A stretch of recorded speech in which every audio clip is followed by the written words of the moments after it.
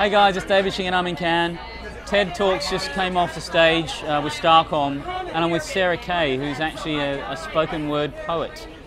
Hello Sarah. I'm intrigued. I'm intrigued firstly in two things. How did you become involved with TED? And tell me a little bit more about, you know, the project Voice with what you're doing right now. And your story is fascinating, so just continue on. Thank you. I was asked to be a speaker at the TED 2011 conference in Long Beach, California. And before that, I hadn't really had any contact with TED. They wrote me an email and asked if I had ever heard of the TED conference before. How did they find you?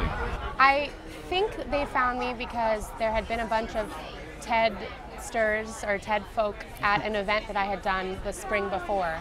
And they had seen me and just said, that looks like someone we'd be interested in, and they shot me an email. So spoken word as a sort of revolutionary tool, you know, a disruptive tool. Can you tell me a little bit more about that? About spoken word as a disruptive tool? Yeah, I think spoken word poetry, at least the modern version of spoken word poetry, because spoken word poetry has been around for a very long time.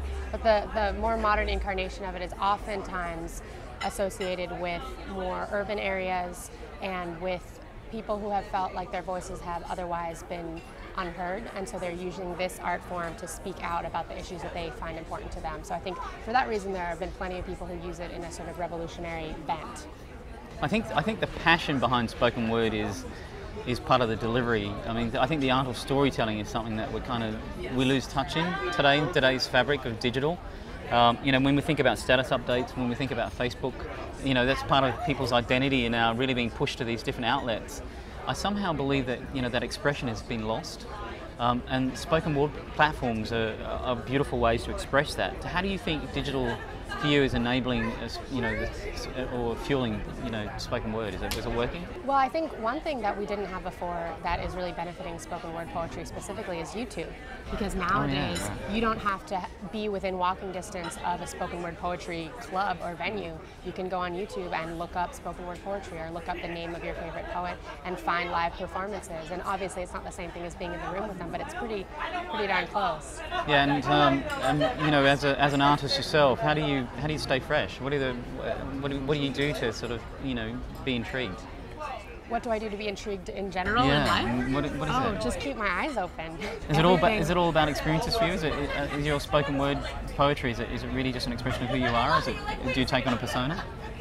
It's pretty much an expression of who I am. I think that something that I was taught from a very young age is it's equally important to listen as it is to speak. And I think the problem comes when people are either only willing to listen and therefore they don't speak themselves and let someone else speak for them, or they only want to speak and hear themselves speak and refuse to listen to anybody else. Right. And if we could somehow get people to understand that there needs to be a balance between the two, we'd have such an incredible open line of communication between people that I think would be really wonderful. And what do you, can you tell me a little bit more about Project Voice? Sure. Project Voice is an organization that I run with my co-captain, Phil Kay. Same last name, no relation. And what it is we travel around the country and outside of the US to perform spoken word poetry and to teach workshops to allow other people to sort of get their hands on the art. Beautiful. Thank you so much, Sarah, for coming down and having a chat with us. Sure. It's David Shing from Cannes, and I'm with Sarah Kay.